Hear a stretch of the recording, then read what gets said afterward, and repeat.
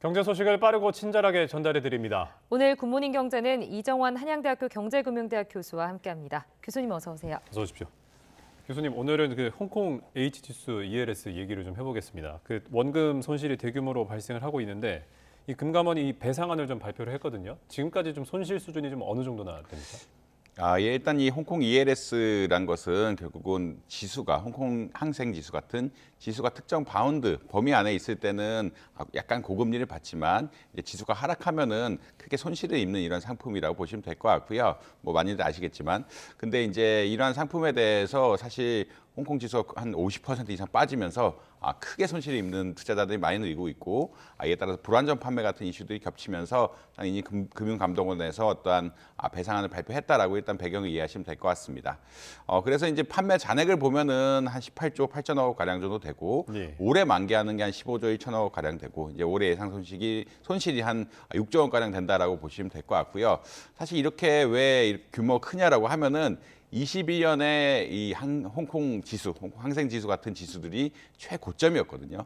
그렇지만 이제 고금리가 오고 미중 경제 갈등이 본격화되면서 이 지수가 50% 이상 빠지는 거는 사실 일반적인 경제 상황에서는 쉽지 않은 일인데, 50% 가량 빠지면서 이런 투자 손실이 굉장히 누적됐다라고 보시면 될 것 같습니다.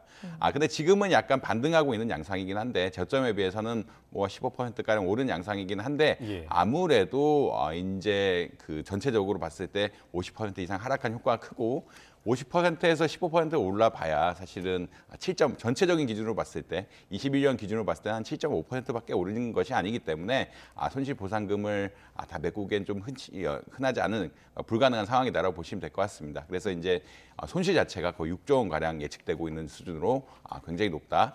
그리고 만기가 이게 3년이기 때문에 21년에 어떠한 굉장히 높았을 때 사신 분들이 큰 피해를 보고 있다. 이렇게 아마 이해를 하시면 되지 않을까 생각을 하고 있습니다. 그 배상액 안에 이제 발표 내용을 좀 보면 판매사의 기본 배상 비율을 20에서 40%로 책정을 했는데, 이렇게 좀 책정이 됐다는 의미를 좀 해석을 해보면 실명 의무 위반이나 뭐 불안전 판매 소지가 있었다라고 지금 보는 걸까요? 이제 결국은 예. 이 ELS 사태가 터지자 금융감독원에서 조사에 나갔습니다. 실제로 금융기관에 대해서 어떻게 판매했는지 뭐 샘플링 그리고 여러 가지 자료들을 통해서 조사를 했다라고 알고 있고요. 이런 판매사 요인들이 특히나 은행에 대해서는 실제 한 것 같다라는 평가를 내렸다라는 이야기가 나오고 있습니다. 예. 결국 이제 불안전 판매 요소, 여러 가지 이제 소비자들 피해를 입을 만한 요소들이 분명히 있었기 때문에 특히나 이제 대면을 통해서 판매한 것들, 이런 것들에 대해서 실제적으로 체계적으로 문제가 있는 부분들이 있었기 때문에 이 판매사 요인의 기본적인 수준은 한 20%에서 40%의 어떤 배당, 흔히 말하는 그 손실 보상률을 잡았다라고 보시면 될 것 같고요. 다만 이제 증권사들은 이런 이슈에서 좀 덜한 것이 아무래도 투자할 때 기본적으로 고위험을 투자하신 분들이 많고, 고위험 투자하신 분들에 대해서 설명 의무도 보통 잘 지켜지기 때문에 이미 잘 위험에 대해서 잘 아는 투자자에 대해서 설명을 하고, 실제로 이제 증권사에서 ELS 사는 분들은 특수한 목적을 가지고 사신 분들이 많았기 때문에 이 기본 배상 비율이 조금 낮았다라고 아마 이해를 하시면 될 것 같습니다. 결국은 은행 쪽에서 문제가 어느 정도 있었다라는 것을 분명히 조사를 통해서 확인했다는 점에서 금감원에서 이렇게 20%에서 40%까지 어떤 기본 배상 비율, 기본 배상에 대한 어떤 책임을 부여했다라고 이해하시면 될 것 같습니다. 자, 그럼 나머지 반은 어쨌든 개별 투자자들에 대한 책임으로 갈 텐데, 이 판매사 요인 외에도 이제 개별 투자자에 따라서 이제 배상 비율이 좀 조정이 된다고 하던데, 이건 좀 어떤 내용입니까, 교수님? 이거 개별 투자자들은 사실 판매사의 어떤 잘못이 있고, 개별 투자자들이 잘 알고 있는데 보상받을 필요가 없다는 이 두 이슈가 크게 있는데요. 아까 뭐 판매사 입장에서는 적합성이라고 이야기해서 결국은 그 위험 수준이 맞지 않는 상품을 판 게 아니냐라는 의무가 하나 있을 거고요. 그다음에 두 번째 설명 의무라고 해서 이 상품에 대해서 설명을 제대로 하지 않은 부분이 있습니다. 그다음에 이제 부당 권유라고 이야기해서 부당하게, 사실은 위험 수준이 맞지는 않고 어떻게 보면은 정보를 숨기고 이런 것들을 부당하게 판매한 이런 경향들이 있을 때 이제 판매자 흔히 말하는 배상 비율이 정해진다라고 보시면 될 것 같고요. 근데 이제 개별 투자자들도 사실 뭐 이렇게 설명 안 해서 다 아시는 분들이 있을 거고요. 이것은 예전부터 과거부터 이런 ELS 상품을 많이 운영하고 실제로 손실을 본 분들 같은 경우에는 지금 꼭 구제를 해줄 필요가 그렇게 많지는 않다라고 생각을 하고 있거든요. 그러니까 판매사가 설명을 안 해도 위험성에 대해서 너무 잘 알고 있는 분들에 대해서 네. 배상을 한다는 것은 사실상 이제 투자의 어떤 위험성 원칙에 부합하지 않는다라는 그런 의견을 낼 수가 있을 것 같습니다. 그런 차원에서 어떤 위험 차원 그리고 흔히 말해서 직업군 같은 경우 그리고 나이라든지 노령층에 대해서는 아무래도 이런 위험성에 대한 인지가 어렵고요. 주부 같은 분들의 역시 이제 은행에 일상적으로 거래하시는 분들은 이런 어떤 파생 상품이라 보통 이야기하는데 파생 상품에 대한 위험성을 인지하기 어려운 이런 측면들이 분명히 있습니다. 그리고 규모 차원에서도 소액으로 하신 분들은 아무래도 위험성에 대한 인지가 좀 덜할 수밖에 없고요. 한번 큰 금액을 투자할 때는 공부를 하고 투자를 해야 할 수밖에 없기 때문에 뭐 내가 1억, 2억 이렇게 맡길 때라는 것 이런 상황이라면 아무래도 위험성의 인지가 크다라고 보시면 될 것 같습니다. 투자 경험 역시 뭐 20회 정도 기준으로 해서 20회 안쪽이면은 이 위험성에 대해서 충분히 못 이해했을 거다라고 생각을 해서 그 부분에 대해서는 조금 더 보상비를 높이고 예. 투자 경험이 많고 실제로 손실을 봤다라고 이야기하면은 이 부분에 대해서 차감하는 어떻게 보면 배상비율을 차감하는 이런 구조라고 보시면 될 것 같고요. 결국 총합적으로 봤을 때 아까 기본 배상 비율이 뭐 20에서 40%, 그리고 이제 금융사마다 뭐 가산적인 요인이 있어서 뭐 23%, 50%까지 기관의 비중이 있고 전반적으로 봤을 때 이제 소비자 부분의 책임 따라서 뭐 한 50% 정도 네. 책임이 되면서 최종적으로 봤을 때는 한 0%부터 100%까지 나올 수 있는 어떻게 굉장히 이제 세부적이고 어떻게 보면 보상 범위가 큰 배상 범위가 큰 어떤 가이드라인 나왔다라고 아마 이해하시면 될 것 같습니다. 교수님, 이번에 이제 65세 이상 고령 투자자에게 판매된 계좌가 20% 이상이라고 알고 있거든요. 그렇다면 아무래도 이제 금융 상품의 이해 능력이 조금 상대적으로 부족하다고 볼 수 있는 이 고령 투자자들의 배상 비율이 조금 더 높아질 가능성도 있는 건가요? 지금 뭐 나이에 대해서 지금 이야기를 예. 하고 있는 건 분명히 맞고요. 왜냐하면 일반적으로 봤을 때 물론 이제 고액 투자자분들도 IMF 이후에 뭐 흔히 말하는 공모 펀드부터 투자하신 분들은 굉장히 이해도가 높습니다. 그게 뭐 다 모른다라고 할 수 있는 부분은 아닌데 그렇죠. 사실 주부분들도 본인이 이제 흔히 말하는 여윳돈을 굴리시고 그러니까 투자를 적극적으로 하시는 분들은 상품에 대한 이해도가 높긴 한데 아무래도 이제 평균적으로 봤을 때 고령 투자자들이 이런 과거의 위험한 투자에 대한 경험들이 적고 예. 주부분들 역시 이런 위험한 투자에 대한 경험이 적기 때문에 이런 그러한 의견들이 나왔다라고 보시면 될 것 같고요. 그리고 나이가 높아지면 높아질수록 이런 중위험 상품이라고 이야기하는데 예. 중위험 상품에 대한 수요는 조금 줄어들 수밖에 없습니다. 아무래도 이제 그 라이프 익스펙턴시라고 해서 결국은 자기가 최종적으로 가져가야 될 어떤 수익들이 있는데 이런 것들이 조금 아무래도 위험 투자를 할 요인들이 적고 젊은 분들이 훨씬 위험 투자를 하면서 복리를 노릴 효과들이 많기 때문에 예. 이런 것들 분명 위험 선호에 대한 어떤 상황들이 반영됐다라고 아마 이해를 하시면 될 것 같습니다. 알겠습니다. 그 판매사에 대한 제재안도 지금 준비 중인 것으로 알려졌는데 어떤 내용이 담길 걸로 보십니까? 이게 판매사 제재안이 예. 구체적으로 나온 것은 아니고요. 예. 근데 일단 뭐 금감원에서 밝힌 것은 이제 어떻게 보면 분쟁을 적극적으로 완화할 인센티브는 주겠다. 분쟁 조정 과정이 이 원활하게 해결이 된다라고 하면은 어떤 판매사 제재 같은 것도 조금 덜 주겠다는 이야기를 하고 있고 뭐 가장 강력하게 이야기할 수 있는 건 CEO 제재입니다. 아무래도 경영진 제재 같은 것들은 가장 높은 수위의 어떤 제재고 사실 이게 경영진의 연임이라든지 이런 것에 굉장히 큰 타격이 입힐 수가 있는 제도이기 때문에 뭐 큰 틀에서는 CEO 제재까지 갈 것이냐가 아마 큰 이슈가 될 것이라고 보실 수 있을 것 같고요. 그리고 CEO들은 사실 이것에 직접적으로 관여를 하지는 않았기 때문에 CEO가 뭐 전반적 경영 목적을 설정을 하지만 판매 직접적으로 관여는 하지 않았기 때문에 뭐 CEO에 대한 어떤 판결이나 이런 게 내려질 것이냐에 대해서는 좀 관심이 많은 사태다라고 보시면 될 것 같습니다. 그 다음에 이제 이 얼마나 그 흔히 말하는 벌금을 낼 것이냐라고 보시면 될 것 같은데 예.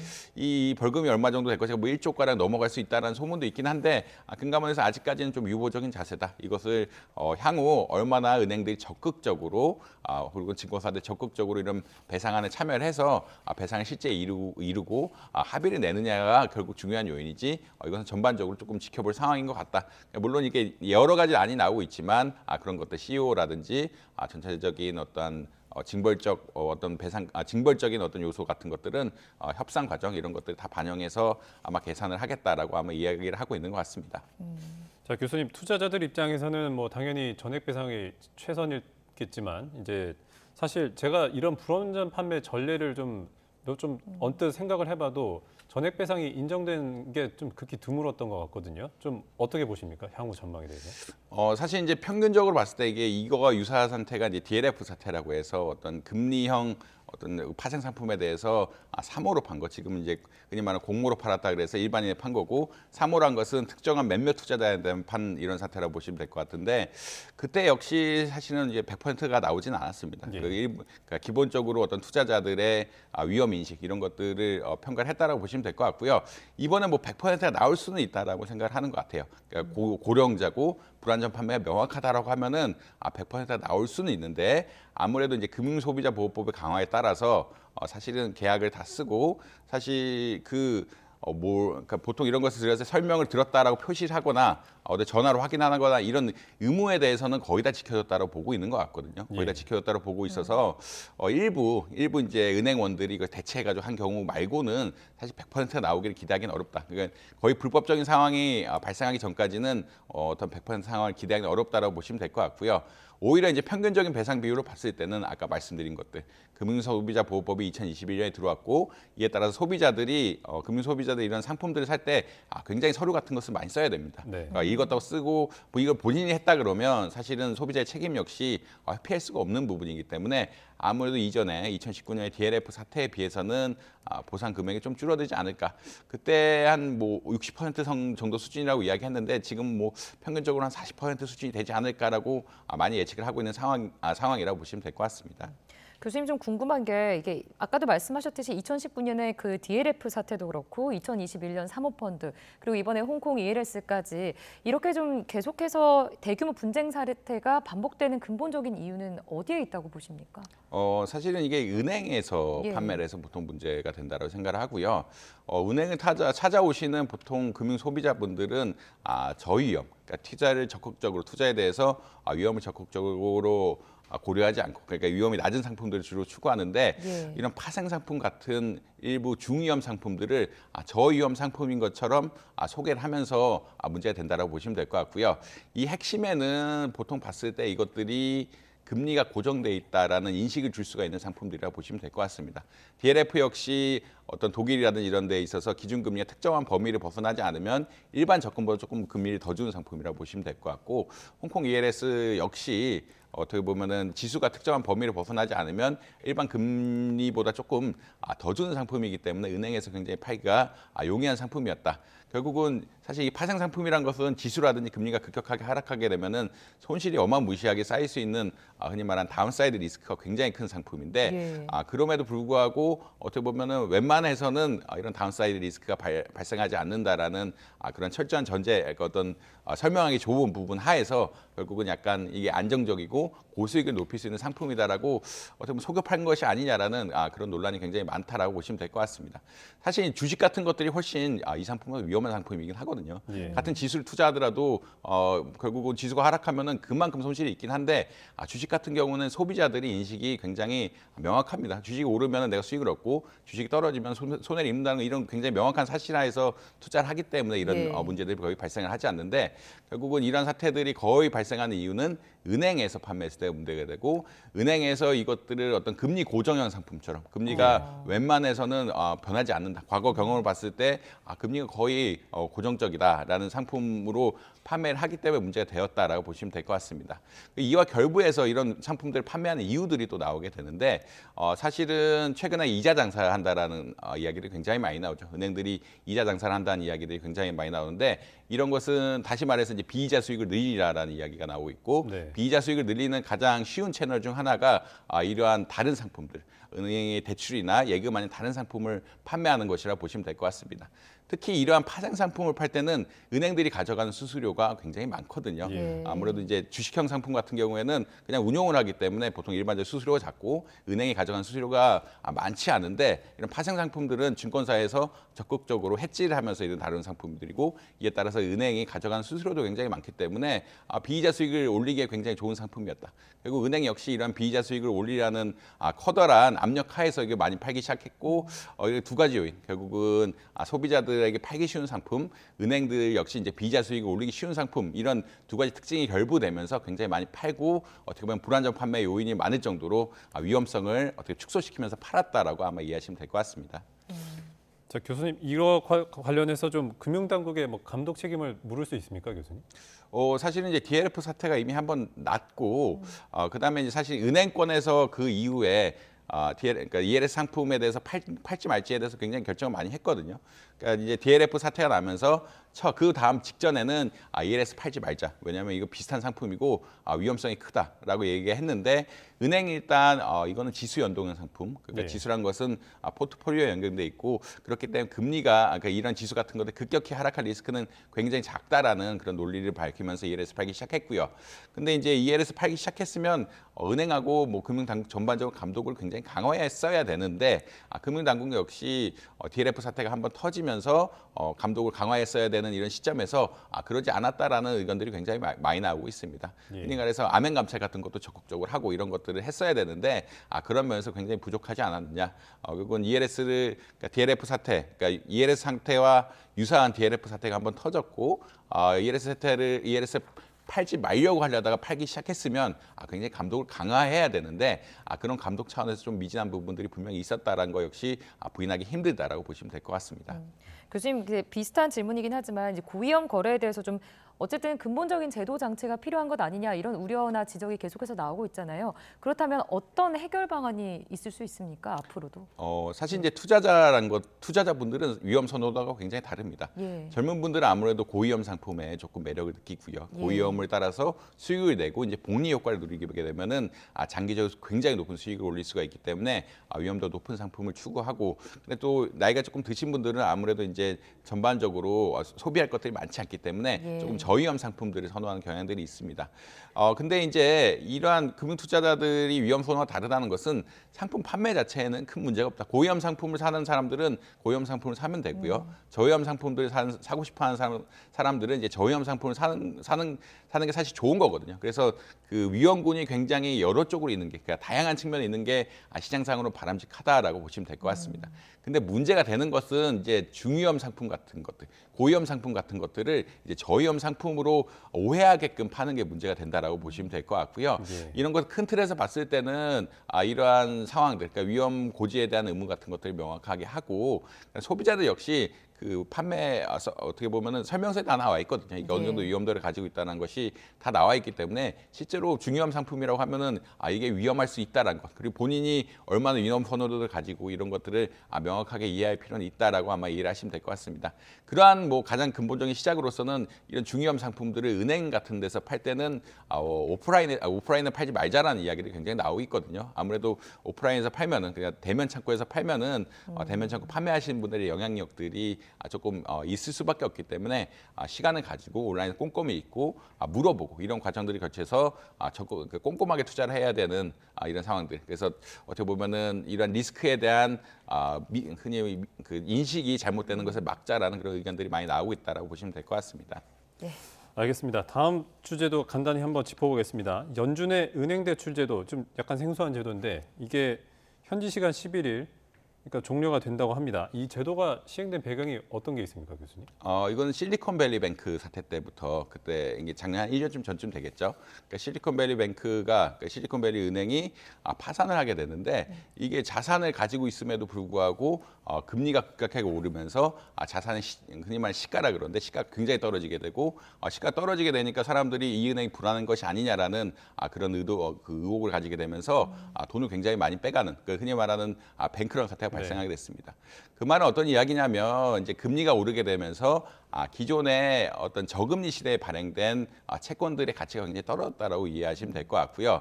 그렇기 때문에 사람들이 장부상으로는 채권이 굉장히 많아 보이는데 내가 실제 은행이 이걸 판다라 그러면 굉장히 손해를 많이 볼 거기 때문에 흔히 말하는 어떤 은행의 자산 건전성에 대한 우려가 굉장히 심해졌고 이에 따라서 뱅크런이 발생했다라고 보시면 될 것 같습니다. 이런 우려가 있었기 때문에 미국 연준에서 어떻게 보자라면 은행들에 대해서 이제 대출을 해주겠다.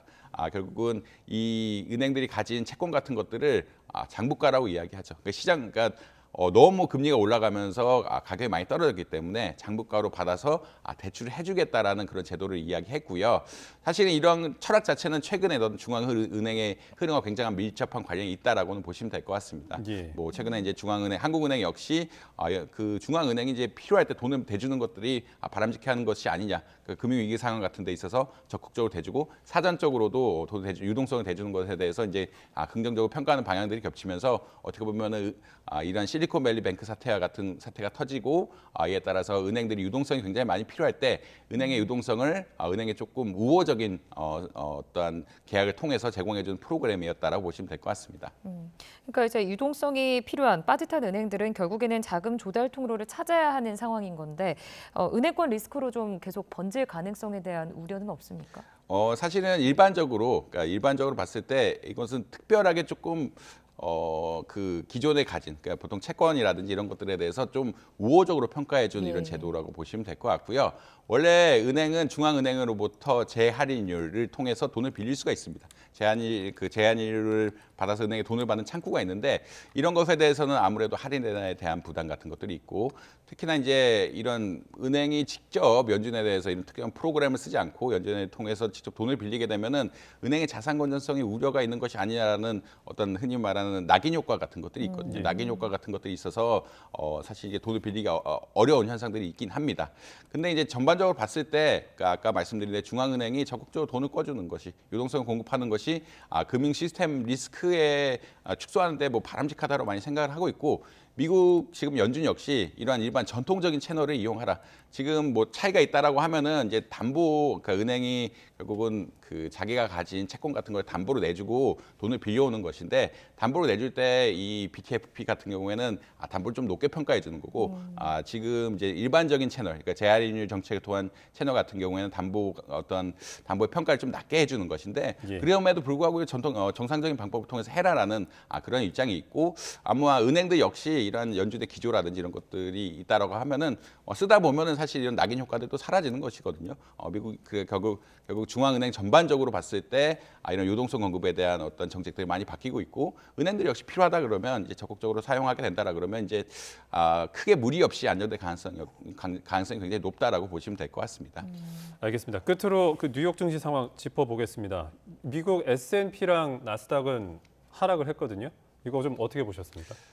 사실 기술주가 좀 많이 오른 것이 아니냐라는 우려가 있다라고 보시면 될 것 같고요. 아무래도 이제 나스닥 같은 경우 하락폭이 조금 큰 것이 기술주가 반도체 같은 기술주들이 좀 많이 오른 거 아니냐라는 우려가 좀 있습니다.